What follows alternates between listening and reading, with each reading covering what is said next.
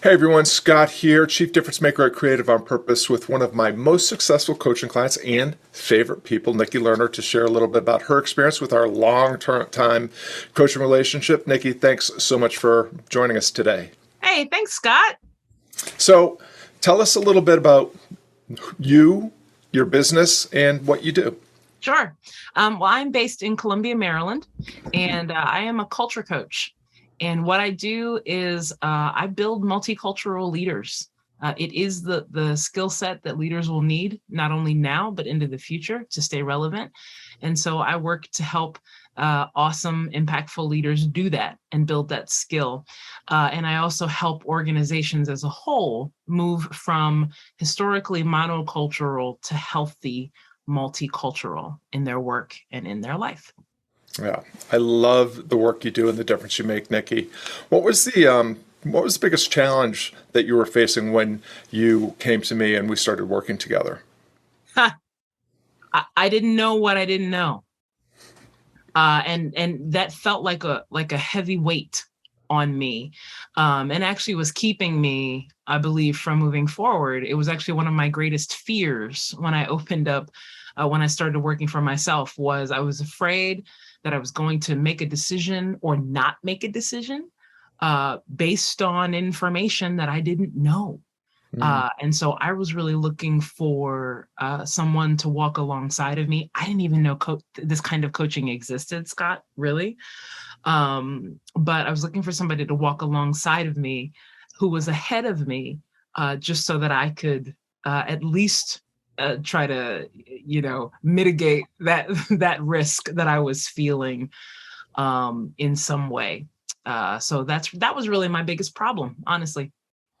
And I, you and I have been working together for a long time, and we often are trying to recollect how long it's been. I actually looked at my Google Calendar. Do you know how long it's actually been? No. It will be 3 years in just a few weeks. And when I reflect back, I see that quite a bit has changed because you've changed not. Uh, you've changed a little bit about the way that you were working because back then you were working much more as kind of a one-on-one, almost more of a life coach type of Yeah. situation, and not doing the work that you were doing now. Do you remember why specifically you chose me as a coach and decided to work together? Ooh. Well, initially, when I was exposed to you, Scott, and the couple of calls that I had been on with you through another program, um, I, the language and the vocabulary that you used to describe the kinds of work we were doing was totally new for me. Mhm. And that was one of the things I thought, wow, this, I'm intrigued every time this guy speaks. Like, I'm intrigued, or I feel like, I didn't never thought about it that way, or there was some new frame, or something like that, and I was drawn to that. And along with that is, I tell people when I talk about you, because I talk about you a lot to my friends, that while I think you and I, being creative people, share a lot of the same love for certain things, you are not like me at all. I mean, and what I mean by that is the way that we see what we do. The core of it is very similar, Mhm. but the framing and the expression of it is very different. And that is also what drew me to you. Is I need somebody that sees things differently than I do, not the same, in order to challenge me and to keep things interesting in my world. And I needed that. And third, Scott, I don't know if I've ever told you this, but, and this is an intangible, there was something inherently about you that I just trusted. Mhm. When I was exposed to you, I thought, I just feel like this guy is authentic, that he's showing up. This is what you see is what you get. And that made me feel like I could trust you.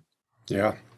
Well, I remember back in those days. So, just for reference, Nikki and I first collided in Seth Godin's freelancer workshop, which I was a head coach in for several years.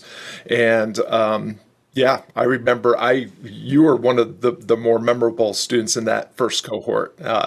You were there at every meeting, ready to do the work, always eager and open for having Mm, people reflect what they were seeing in your work and mm, wanting insight into how you could grow into your potential as a freelancer. So I was thrilled. I remember when you reached out to me to consider a coaching relationship. And I remember the challenges at the beginning, and I'm just wondering if there was anything in particular, because again, we've been working together for a long time. So was there anything particular early on that really helped you? And why do you think it was so effective? I think much of your messaging around just, what you always term as the smallest viable step, um, was just so empowering to me. The way that I'm wired, I'm a visionary. I'm a big picture kind of person. I love living in the clouds and in the future and all of this. I love that. But sometimes I can get overwhelmed if I start thinking about too many steps. And one of the most important things for me was the way that, and this is why I say you're not like me, is the way that your brain is able to analyze and break down. Okay, here's the big vision. Now, how do we get there? And what are the steps? I needed that so much, to take it out of my head, to try to get, been working on this, try to get unattached Mm. emotionally to too much, because I can get very attached. How many times you talk me off the ledge about some things. Those are the things that have been the most powerful for me, particularly at the beginning, is really saying, oh my gosh, I could actually do this thing, whatever that thing is, because Scott keeps wooing me into the smallest viable step. Yeah. And once I do that, then it's okay, what's the next step? And I have needed you to do that for me, because at some level, Scott, as you have invited me into the small steps, it has actually created space and allowed me to stay who I am in the big vision. I've never actually verbalized that until this moment. But it's like this dual nature, right? Where I don't feel like I'm going to get lost in the steps because you're walking alongside with me. So I can actually stay in the dream and the vision phase because I know that you're leading me somewhere as well, in those steps. Yeah. Well, what I love about that reflection is it's something that I try to do with every client, which is to help people embrace fully their hidden wholeness and step fully into their power and their agency over the way they see themselves, the world, others, and and then stepping, like you said, we talk a lot about what's essential and how do we learn to do it effortlessly. I That's think we right. probably say that in almost every session. Yeah, pretty much. What do you think, just in general? So again, almost be 3 years in a couple of weeks. What's happened for you over that span of time in working together? Oh gosh, man, it's been quite the 3 years. The things that are on top of my head is, one, I will say that my investment of time and financial resource and energy with you is one of the best investments I make, period, and that I've ever made. And as long as you'll have me, like, you're stuck with me, man. And working with you, I believe, has been one of the most important factors of the success that I've had as a person, and then flowing into my business. So I can say that. So the second thing I'm thinking of is, so much of our conversation, Scott, if I could boil it down, is you saying, go, go, go. I mean, there's more words than that. But that's how I feel after our conversations, just in general. And again, I need that. I need someone to just say it. I mean, I have my own self motivation, and it's really great to have somebody outside of your own head saying, go, go, go. or Mm. you can do it, or of course, this just makes sense. My business has grown, particularly in the last 2 years, exponentially. My gosh, it's probably grown 100%, 3, 4 times than it did when I started with you. I think when I started with you, as you said, I had a couple of one-to-one clients and a handful of speaking engagements. And now I've got long-term, long contract clients who are uh, investing financially at a level that I like and they like. We're doing really good work together. I'm able to pass along my best ideas and my best work to them. And I think the best thing that has happened is that I'm still learning, but have certainly learned to trust myself Mm. more. And that is directly connected to the work that you and I have been doing. Yeah, I love that. And just in full disclosure, I remember, well, there's two things. One is the very first session that we had, I remember the big takeaway was I have a podcast that I haven't launched yet and I have some episodes. What do you think I should do? And I was like, launch the damn That's podcast. the podcast. I know. And I have had a podcast for years before you and I met. Yeah. How many downloads on average does each podcast episode get now?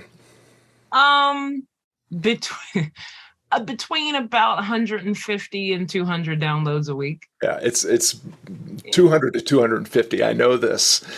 And my podcast gets 25 downloads per episode. So you have 10x'd my achievement as a podcaster. And then you have reached, a financial level that has, I'm quite sure, surpassed my own. And that's, one of the things that I love most is seeing my clients do far better than even they could have imagined. I remember when those hard conversations about your, I think, $100 an hour one-on-one coaching sessions, and to think of where you are now, it just really, you inspire me, and the way that you have stepped into your power and really made change happen. And so, how has your life changed as a result of the changes that you've gone through and the growth that you've had in your business? Well, my life has changed in a sense that I have a sense of rest and a sense of peace internally, that I am doing the things that I wanted to do. And that feels amazing. I feel like I'm only on the cusp of really seeing what I could do.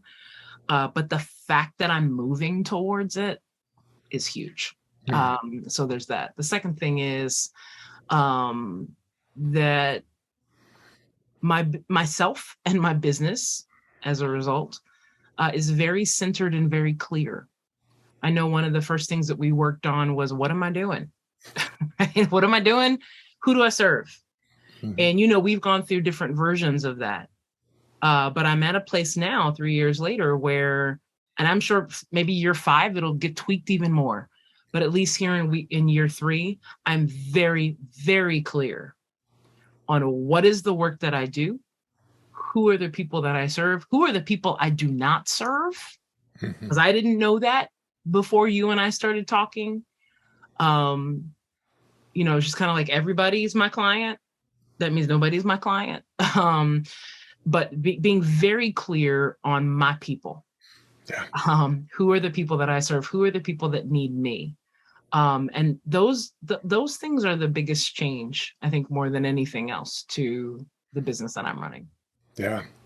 Well, just to reflect back, where do you think you would be now if you hadn't trusted yourself enough to invest in yourself and our work together? I think I would have been sitting here kicking myself because I would have been obsessing over money and time and is this the right thing? And, and if I ended up not doing it, I'd be sitting here 3 years later with the same amount of time wondering, like, dang, should I work with Scott 3 years ago? That's what I would be doing. So there would be that.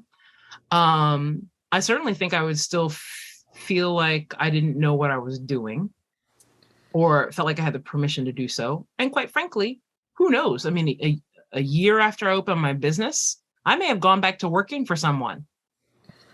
I may go back to not doing this. Yeah. And being able to work with you and the support helps give me the confidence to just keep going and saying, no, this is the new normal. No matter what happens, this is the new normal that I'm pursuing. Yeah.